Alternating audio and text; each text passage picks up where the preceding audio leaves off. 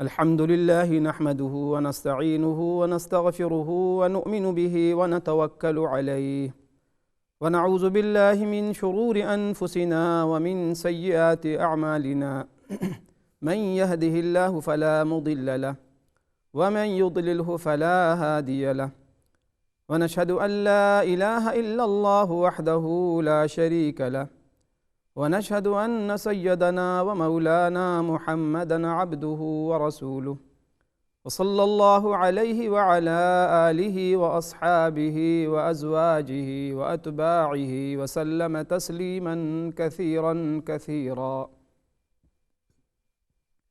أعوذ بالله من الشيطان الرجيم. بسم الله الرحمن الرحيم.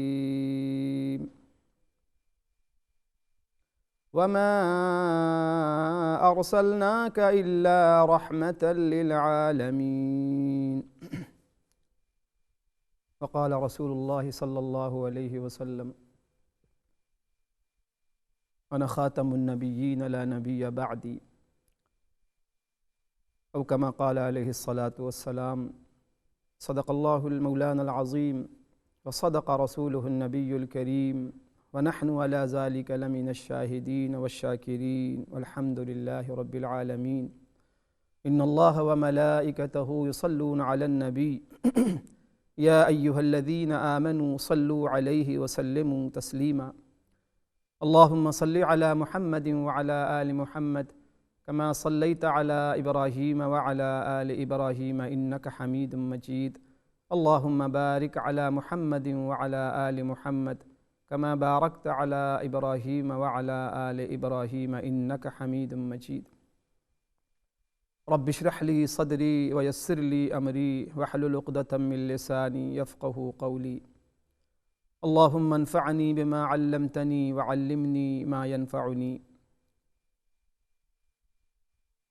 اللہ کریم کا فضل و کرم اور اسی کی یہ توفیق ہے کہ میں آپ کی خدمت میں حاضر ہوں، اور بڑا عظیم موضوع، جس سے زیادہ عظیم، جس سے زیادہ بابرکت موضوع اور کوئی نہیں ہو سکتا کہ کوئی شخص رحمت عالم صلی اللہ علیہ وسلم کی سیرت بیان کرے، اور یہی حال سننے کا بھی ہے کہ اس سے بڑی سعادت کوئی نہیں ہو سکتی کہ ایک مسلمان یا ایک شخص رحمت عالم صلی اللہ علیہ وسلم کی سیرت اور ذکر خیر سنے۔ اللہ کریم مجھے بھی اور آپ تمام سامعین کو، حاضرین کو، سننے والے جتنے لوگ ہیں میرے بھائی بہنیں، اللہ سب کا سننا اور سب کا بیٹھنا اور سب کا شامل ہونا قبول و منظور فرمائے، اور جو کچھ ہم سنائیں اللہ کریم ہمیں عمل کی توفیق عطا فرمائے، آمین۔ حاضرین، ناظرین، یہ بہت بڑی سعادت ہے کہ رحمت عالم صلی اللہ علیہ وسلم کا ذکر ہو، لیکن اس سے بھی بڑی سعادت یہ ہے کہ جب ہم رحمت عالم صلی اللہ علیہ وسلم کا ذکر سنیں، آپ کی سیرت پر کوئی بیان سنیں، کوئی خطاب سنیں، تو اس نیت سے سنیں، اس ارادے سے سنیں کہ انشاءاللہ کہ اسی کے مطابق ہم اپنی پوری زندگی گزاریں، عملی زندگی گزاریں گے۔ اگر ہم نے اس نیت سے یہ باتیں سنی، بیان سنا، تو یقین جانیے کہ سننا تو باعث اجر ہے ہی، باعث برکت ہے ہی، لیکن اس نیت سے سننے پر جو اجر ملے گا، جو اللہ کی رحمت ہم پر متوجہ ہوگی، اور دنیا آخرت کی کامیابی ہمیں اللہ کی جانب سے ملے گی، کیونکہ سننے سنانے کا سلسلہ تو الحمدللہ صدیوں سے قائم ہے، سنتے سناتے رہتے ہیں، اتنا سنتے ہم سناتے ہیں کہ ہم سنا کے بالکل سن ہو جاتے ہیں۔ اللہ کریم سے دعا ہے کہ اللہ پاک مجھے بھی اور تمام ناظرین اور سامعین کو جو سن رہے ہیں اس وقت میری بات، میری اسلامی بہنیں، میری اسلامی بھائی، بڑے چھوٹے سب، اللہ ہم سب کو توفیق عطا فرمائے کہ آج کے دن کا بیان جو ہم سن رہے ہیں اللہ ہمیں عمل کی توفیق عطا فرمائے۔ کہتے ہیں عمل سے زندگی بنتی ہے، جنت بھی جہنم بھی، یہ خاکی اپنی فطرت میں نہ نوری ہے نہ ناری۔ اللہ پاک کا جو ہم سے مطالبہ ہے وہ عمل ہے، سننا سنانا بھی اسی لیے اصل میں ہوتا ہے کہ عمل کیا جائے۔ اللہ کریم ہمیں عمل کی توفیق عطا فرمائے۔ تو آپ کی خدمت میں نے قرآن مجید کی ایک آیت تلاوت کی ہے اور رحمت عالم صلی اللہ علیہ وسلم کا ایک مبارک فرمان بھی سنایا ہے، حدیث آپ کے سامنے پڑھی۔ سامعین، ہم جب رسول اللہ صلی اللہ علیہ وسلم کی سیرت کو جب ہم بیان کرتے ہیں، جب ہم سنتے ہیں، رحمت عالم صلی اللہ علیہ وسلم کی نبوت اور بعثت کا تذکرہ ہم کرتے ہیں، اور جب سنتے ہیں تو ایک سوال ہمارے ذہن میں پیدا ہوتا ہے، اور ہونا بھی چاہیے، کہ اللہ پاک نے خاتم النبیین صلی اللہ علیہ وسلم کو عرب سے کیوں منتخب کیا؟ کیا خصوصیت ہے جزیرۃ العرب میں اور عرب میں؟ حالانکہ اس وقت جس وقت آپ کی ولادت باسعادت ہوتی ہے، اور بھی بہت سی متمدن قومیں تھیں جن کے پاس تمدن بھی تھا، جن کے پاس تہذیب بھی تھی، جن کے پاس یعنی ترقی یافتہ قومیں تھیں۔ ایران تھا، یونان تھا، روم تھا، ہندوستان کی ویدانیت بھی تھی، مصر کے علوم و فنون بھی تھے۔ اللہ پاک نے رحمت عالم صلی اللہ علیہ وسلم کو عربوں میں سے کیوں منتخب فرمایا؟ یہ ایک سوال ہے جو ذہن میں پیدا ہوتا۔ ظاہر ہے کوئی تو خصوصیت ہوگی اس علاقے میں، اس خطے میں، اس زبان میں، وہاں کے لوگوں میں، تبھی تو اللہ پاک نے اتنا بڑا فیصلہ فرمایا کہ رحمت عالم صلی اللہ علیہ وسلم کو جو مقصد کائنات ہیں، وجہ تخلیق کائنات ہیں،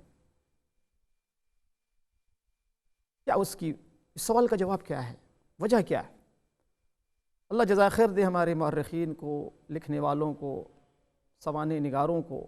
الحمدللہ ہر موضوع پر اتنی شافی اور اتنی تفصیلی گفتگو اور اتنی کتابیں موجود ہیں ہمارے پاس کہ الحمدللہ آپ اگر پڑھیں اور سنیں تو بڑی آسودگی حاصل ہوتی ہے۔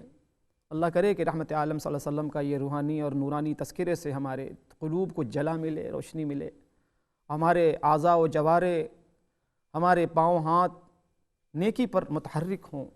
اللہ کرے کہ اس کی برکت سے ہم یہ چیزیں حاصل۔ تو میں عرض کر رہا تھا کہ رحمت عالم صلی اللہ علیہ وسلم کو اللہ پاک نے عربوں میں برپا کیا۔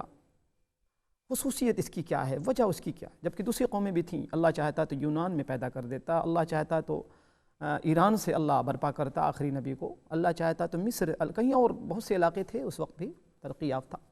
اللہ پاک نے مکہ مکرمہ کا انتخاب، عربوں کا انتخاب کیوں کیا؟ اس کا جواب سنیے۔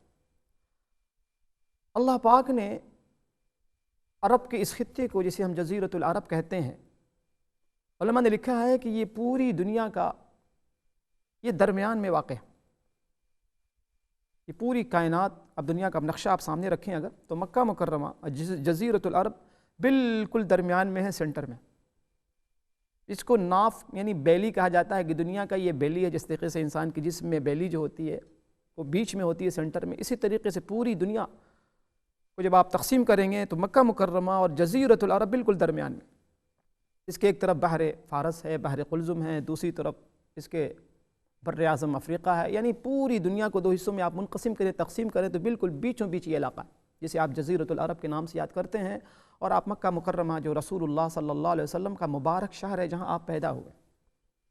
ظاہر ہے کہ انسان کو جب کسی سے پیار محبت ہوتی ہے نا، پھر اس کی تمام چیزوں سے محبت ہونی چاہیے، اس کے شہر سے، اس کے محلے سے، اس کے گاؤں سے، اس کے علاقے سے، اس کی اداؤں سے، اس کی وفاؤں سے، ہر چیز سے محبت ہونی چاہیے۔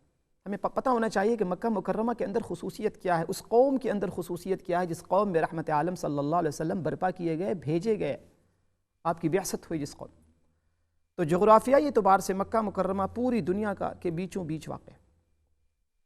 یہی وجہ ہے کہ آدم علیہ السلام کو جب اللہ پاک نے جنت سے اتارا ہے تو روایات میں آتا ہے کہ آپ جہاں اترے ہیں اس جگہ کا نام نعمان ہے۔ نعمان کی تفسیر مفسرین نے کی ہے کہ یہ عرفات کا میدان۔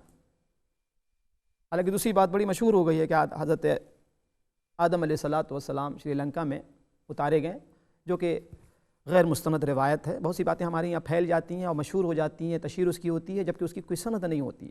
ان بے سند باتوں میں سے ایک یہ بات بھی مشہور ہو گئی ہے دنیا میں اس وقت، جبکہ آدم علیہ السلام عرفات میں بھیجے گئے ہیں، نعمان کی جگہ پہ۔ نعمان وہ جگہ کا نام ہے، عرفات۔ اور یہ بہت قرین قیاس بھی ہے، اس کی بہت سے اس کے دلائل بھی ہیں، حدیث کے اندر بھی، قرآن کے اندر بھی۔ اللہ پاک نے قرآن میں تذکرہ کیا ہے اور عہد الست کا تذکرہ کیا ہے کہ آدم علیہ السلام جب عرفات کے میدان میں بھیجے گئے تو اس وقت آدم علیہ السلام کی ذریت سے اللہ پاک نے ایک وعدہ لیا اسے عہد الست کہتے ہیں، قرآن نے اس کا تذکرہ کیا ہے کہ وَإِذْ أَخَذَ رَبُّكَ مِن بَنِي آدَمَ مِن ظُهُورِهِمْ ذُرِّيَّتَهُمْ وَأَشْهَدَهُمْ عَلَىٰ أَنفُسِهِمْ أَلَسْتُ بِرَبِّكُمْ قَالُوا بَلَىٰ شَهِدْنَا، یہ ذکر آیا، قرآن نے اس کا تذکرہ کیا۔ یاد کرو اس وقت کو جب آدم علیہ السلام کی ذریت سے یہ پوچھا گیا ان سے کہ کیا میں تمہارا رب نہیں ہوں؟ تو سب نے کیا کہا؟ بلا، یا اللہ کیوں نہیں، آپ ہمارے رب۔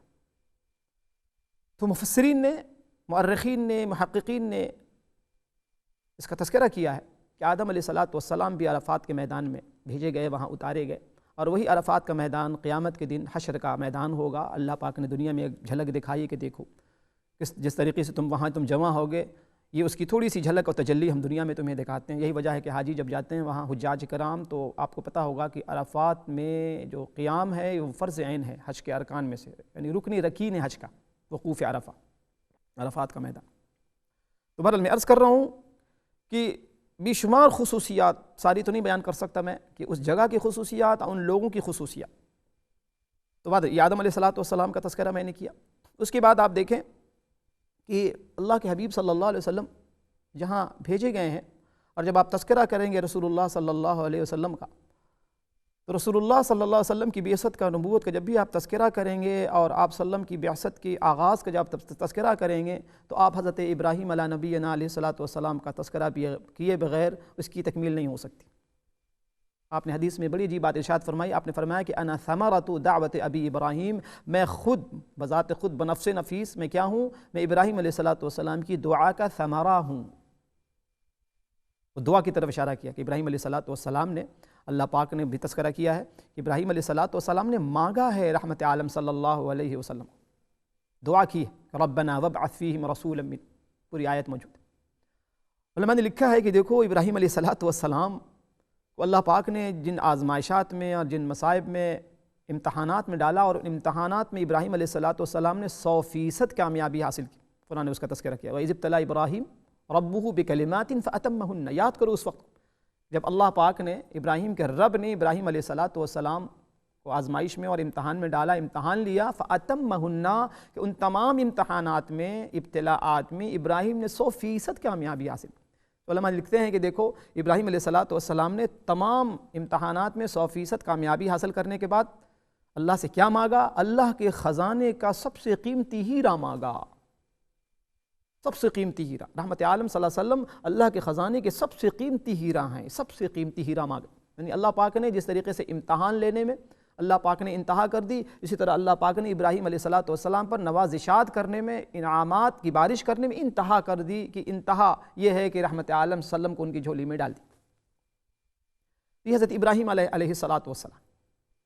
تو جب ابراہیم علیہ السلام کا تذکرہ آئے گا تو ان کے بارے میں ہمیں معلوم ہونا چاہیے کہ ابراہیم علیہ السلام کو اللہ پاک نے وہ قبولیت عطا فرمائی ہے، وہ مقام و مرتبہ عطا فرمایا ہے کہ آج پوری دنیا کم و بیش سارے لوگ ابراہیم علیہ السلام کی بزرگی پر متفق، خصوصاً یہ تین جو آسمانی مذاہب ہیں،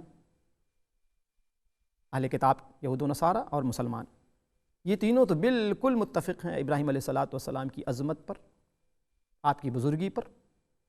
اکرام اور احترام ہم کرتے ہیں، دوسرے لوگ بھی کرتے ہیں، لیکن وہ قومیں بھی جن کا مذہب سے کوئی تعلق نہیں، یا جن سے جو روح شناس نہیں ابراہیم علیہ السلام کی شخصیت سے، تو اللہ پاک کا عجیب معجزاتی فیصلہ دیکھیں، عجیب معجزاتی فیصلہ ابراہیم علیہ السلام کے بارے میں، عجیب، کہ جو قومی مذہب کو نہیں مانتی، ایتھیسٹ ہیں، دہریاں ہیں، مذہب سے بیزار ہیں، یا ابراہیم علیہ السلام سے روح شناس نہیں ہیں، تو وہ بھی اگر تذکرہ کرتی ہیں، وہ قوم کرتی تذکرہ ہے تو اچھے ذکر خیر کرتی ان کا اچھے ناموں سے،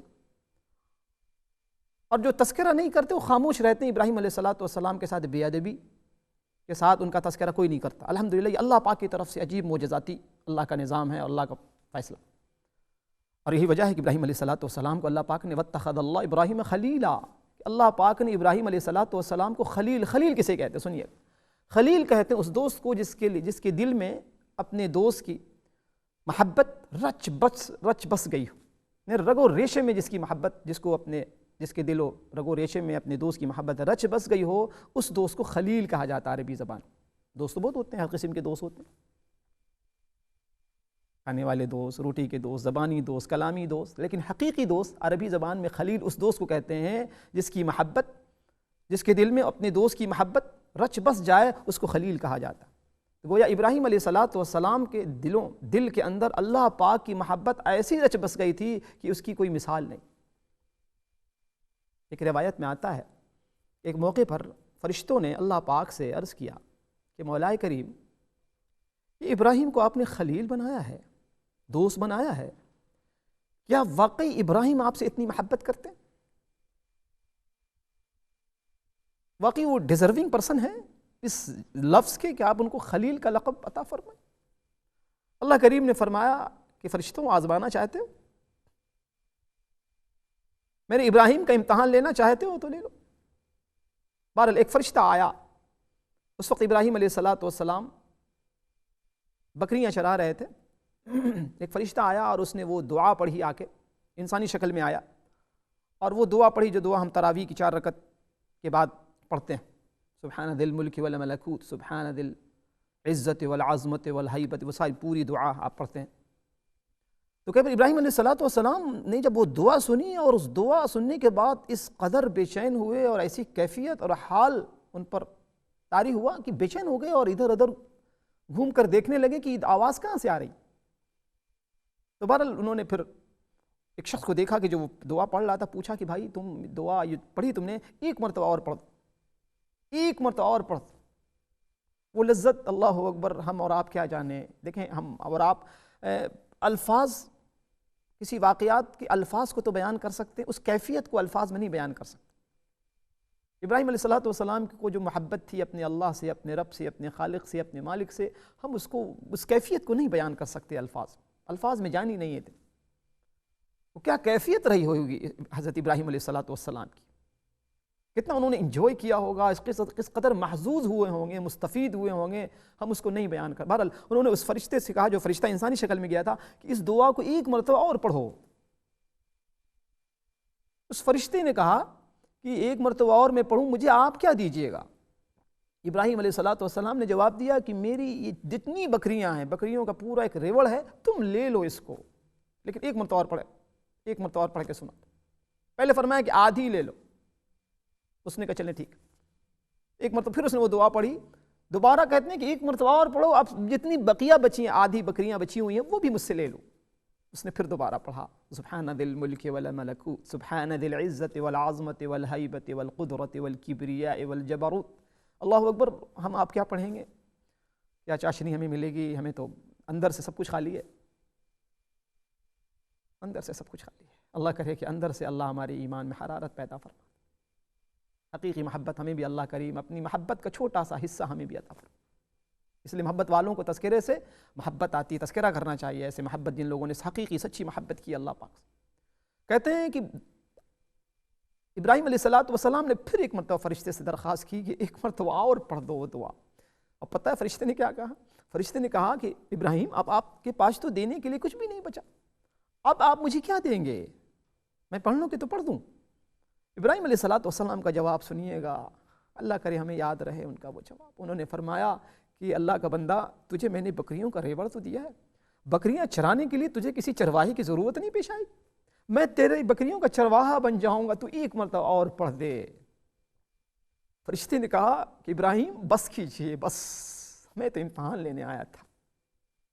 فرشتہ لوٹ کر جاتا ہے اللہ کے پاس، کہتا ہے اے اللہ، واقعی ابراہیم اس قابل ہے کہ ان کو خلیل اللہ کا لقب دیا جائے، واقعی خلیل اللہ ہیں، خلیل اللہ ہیں۔ یہ حضرت ابراہیم خلیل اللہ، جنہوں نے دعا مانگی تھی اللہ سے، ربنا وابعث فیہم، اے اللہ ایک نبی برپا پیدا فرما، نبی کو مبعوث فرما، جس کی یہ ذمہ داریاں ہوں، جس کی یہ کام ہوں۔ تو حضرت ابراہیم علیہ السلام، جن کی مسلمہ شخصیت تمام ادیان کے اندر، تمام مذاہب کے اندر، اور ان لوگوں کے نزدیک بھی جو نہیں مانتے کسی مذہب کو، بے احترامی نہیں کرتے، یا اللہ پاک نے ابراہیم علیہ السلام کی خصوصیت نوازا۔ یہ ابراہیم علیہ السلام ہے جن کا تذکرہ بھی میں نے آپ کے سامنے کیا۔ ان کی جائے پیدائش عراق کے اندر شہر اس علاقے کا نام ہے جہاں ابراہیم علیہ السلام پیدا ہوتے ہیں، اور پھر وہیں بچپنا گزرتا ہے ابراہیم علیہ السلام کی، وہیں جوانی گزرتی ہے، اور اللہ پاک نے توحید کا جو جذبہ دیا تھا اس میں بے مثال تھی ابراہیم علیہ السلام کو، ان کی مثال جذبہ توحید سے اس قدر سرشار تھے، آپ اس کا اندازہ اس سے لگا سکتے ہیں کہ ان کو شرک سے، مراسم شرک سے، دیو مالائی نظام سے اس قدر نفرت متنفر تھے کہ اسے کسی قیمت پر برداشت نہیں کر سکتے، اور یہی وجہ ہے کہ توحید سے اس قدر عشق تھا کہ اللہ پاک نے اس کے بدلے میں ان کو خلیل اللہ کا لقب عطا فرمایا، اپنا خلیل بنایا، اپنا خلیل بنایا اللہ پاک۔ پھر یہاں سے ابراہیم علیہ السلام جب 40 عمر کی جوانی پوری گزرتی ہے تو آپ کا سابقہ پڑتا ہے نمرود سے، جو کہ بادشاہ تھا، اور پھر نمرود کے خلاف، شرک کے خلاف علم بغاوت بلند کرتے ہیں، اور پھر نمرود کی طرف سے وہ سزائیں ملتی ہیں۔ آپ کو پتہ ہے بڑا مشہور واقعہ، نمرود آگ میں ڈالتا ہے، یعنی آگ میں جانا قبول کر لیتے ہیں، شرک سے کمپرومائز نہیں کرتے، بت پرستی سے کمپرومائز نہیں۔ یوں تو سارے انبیاء علیہ السلام شرک سے، بت پرستی سے سخت متنفر۔ یاد رکھیں کہ انبیاء علیہ السلام کو نبوت کے بعد جس جانب جانا ہوتا ہے، نبوت سے پہلے بھی اسی منزل کی طرف رواں دواں ہوتے ہیں۔ ایک نبی کی شان ہے کہ نبوت سے پہلے بھی کبھی شرک نہیں، کبھی بت پرستی نہیں، کبھی اللہ کی نافرمانی نہیں، یہ نبی کی شان۔ غیر نبی غلطی ہو سکتی ہے اس سے، یہ صحابہ کرام ہمارے یہاں معصوم نہیں ہیں، محفوظ ہیں، غلطی ہو سکتی ہے، ہاں غلطی پر قائم نہیں رہ سکتے، اللہ فوراً توبہ کی توفیق دیتا ہے، اپنی معافی تلافی کر لیتے ہیں۔ لیکن انبیاء علیہ السلام نبوت سے پہلے بھی معصوم میں محض ہوا کرتا، نبوت سے پہلے بھی کبھی شرک نہیں، کبھی بت پرستی نہیں، کبھی حرام چیزوں کے قریب نہیں جایا کرتا۔ یہ ہے وہ تاریخ رسول اللہ صلی اللہ علیہ وسلم کے جد امجد کی۔ مکہ مکرمہ میں آپ پھر عراق سے تشریف لائے، اور آپ کی وہاں آپ کی حضرت ہاجرہ سے شادی ہوتی ہے، پھر آپ مکہ مکرمہ تشریف لاتے ہیں اور وہاں قریب میں بساتے ہیں دونوں کو، حضرت ہاجرہ کو اور اسماعیل علیہ نبینا علیہ السلام۔ تو عرض کرنے کا مقصد یہ ہے کہ ساری چیزیں ہمارے ذہن میں ہونی چاہیے، اور یہ اللہ والے جو لوگ ہیں جن کی عشق محبت کی ہم داستانیں سنتے ہیں، سننے کا مقصد یہ ہے کہ ہم بھی اپنے آپ کو ان کے نقش قدم پہ چلانے کی کوشش کریں، اور دعا کریں کہ اللہ ہمیں بھی ان کے نقش قدم پہ چلنے کی توفیق عطا فرمائے۔ اور ہم نے جو آج یہ باتیں سنی ہیں آپ سے میں نے کی ہیں، اللہ مجھے بھی عمل کی توفیق عطا فرمائے۔ آپ حضرات سامعین، ناظرین، جتنی میری بہنیں، میری مائیں، میرے بھائی، میرے بڑے بزرگ چھوٹے دیکھا سن رہے ہیں مجھے، اللہ سے میرے لیے بھی دعا کریں، آپ کے لیے میں دعا کروں کہ اللہ پوری امت، پوری انسانیت کو رحمت عالم صلی اللہ علیہ وسلم کی سیرت سے روشناس کرائے اور عمل کی توفیق عطا فرمائے۔ وآخر دعوانا ان الحمد للہ رب العالمین۔